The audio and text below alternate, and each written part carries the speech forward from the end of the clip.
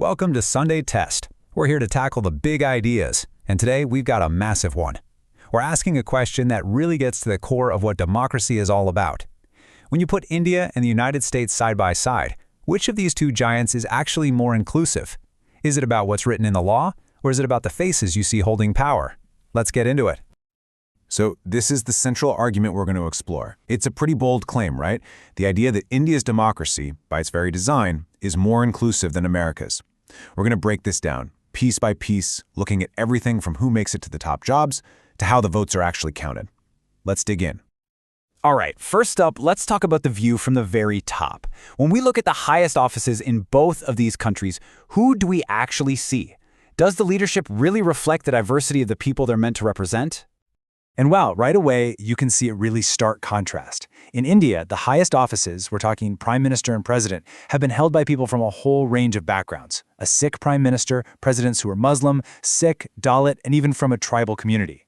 Now compare that to the United States, where every single president has been Christian and only 2 of them have been Catholic. And it's pretty much the same story when we talk about women in leadership.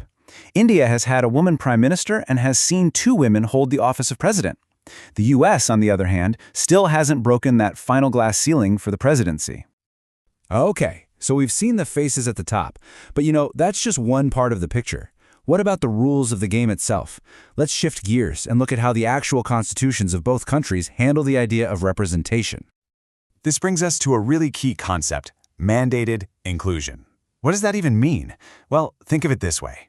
It's the difference between just hoping your government ends up being diverse and having a specific rule that guarantees it. It's about building inclusivity right into the DNA of the system. And this is where you see a massive difference in the rulebooks. India's constitution literally has quotas. It reserves seats in the national parliament for scheduled castes and scheduled tribes, and it mandates that a third of seats in local governments go to women. The U.S. Constitution, it just doesn't have anything like that. No reserved seats for any group. Okay, but hold on, because this is where things get a little more complicated and, honestly, more interesting. Despite India having those legal quotas at the local level, look at what happens in the national legislature. Right now, in 2024, about 28% of the U.S. Congress is made up of women. In India's Lok Sabha, it's about 13.6%. So it really makes you wonder, right? What's more effective at the national level, a legal mandate or something else? All right, let's zoom out a bit now and look at the engine room of democracy itself, the electoral system. How are elections actually run, and what kind of choices do voters really get when they go to vote? First, just to get a sense of the sheer scale we're dealing with, look at this number. India's 2024 election had almost 969 million registered voters. That's more than the entire population of North and South America combined. It is, by far, the largest democratic event in human history. So how on earth do you manage an election that massive? Well, the approaches are night and day. India has a single, very powerful election commission that runs the show for the entire country, setting uniform rules for everyone.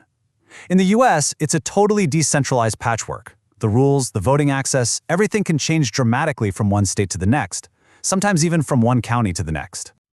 Now, this brings us to what you see on the ballot. In India, the political landscape is this incredible mix of national and regional parties. Voters have a ton of options. But in the US, the two-party system is so dominant that, for most people, the choice is effectively limited to just 2 major candidates. And we can't forget the role of the courts in all of this. They act as a kind of referee, right? Just recently in India, the Supreme Court struck down a political funding system to protect a voter's right to information. Meanwhile, in the US, the Supreme Court has basically said it won't get involved in cases about partisan gerrymandering. That's the whole practice of drawing election maps to give one party an unfair advantage. Okay, so let's try to pull all these threads together. What have we seen? It looks like India's system comes out ahead on leadership diversity and those constitutional guarantees.